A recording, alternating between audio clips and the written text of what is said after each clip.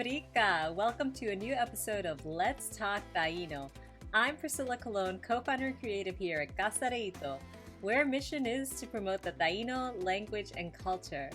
So before we jump into our episode today, did you know that you can sign up for Casa Reito's newsletter?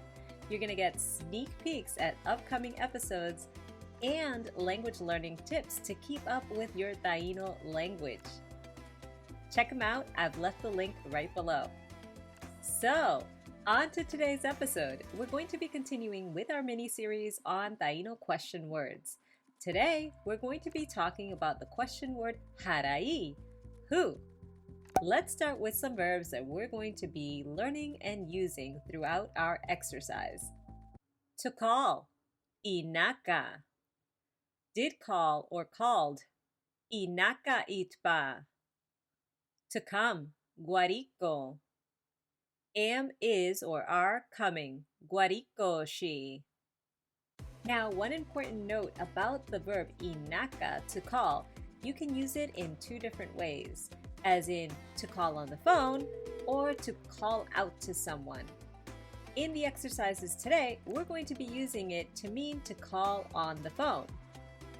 You'll also notice that we're going to be practicing the past tense with the little word part itpa to talk about something that already happened, and the present progressive tense with the little word part she to talk about something that's happening right now.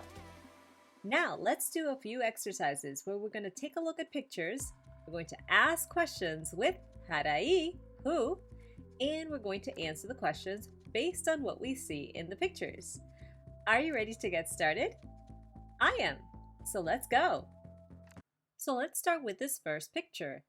Harai, who? I think this woman wants to know who is there. So how would I ask that? I can say, harai yara, who is there? Notice that I don't have to add in the verb toka. I can simply say, harai yara, who there? It's understood that I mean is. Now let's look at the picture.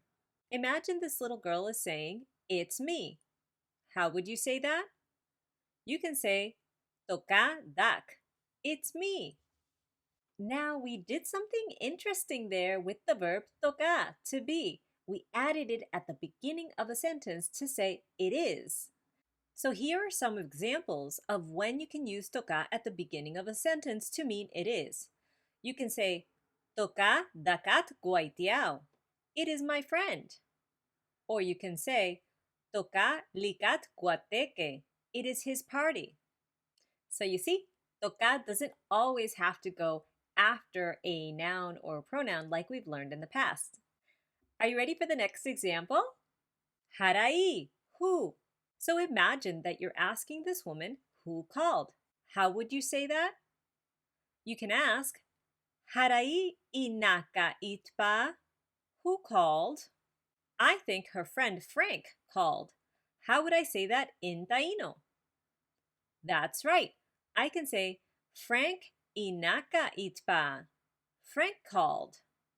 You see how you do that? You can add a person's name before a verb to talk about what the person did. You don't always have to use a noun or a pronoun like we've used in the past. Let's take a look at this picture. Harai, who? Imagine that somebody wants to know who is your mother. What question would they ask? That's right. They would ask, harai bukat bibi, who is your mother? And you can answer with her name. For example, dakat bibi Anulia Mercedes. My mother's name is Mercedes. Let's look at the next example. Harai, who? Imagine that you've sent out party invitations and you want to know who is coming. What question can you ask? Correct. Harai guarico shi? Who is coming? And you can answer, guakat guaitiao nagu guarico shi. Our friends are coming. You see how easy that was? Now I'm sure you can create a bunch of other sentences with your new question word, harai, who.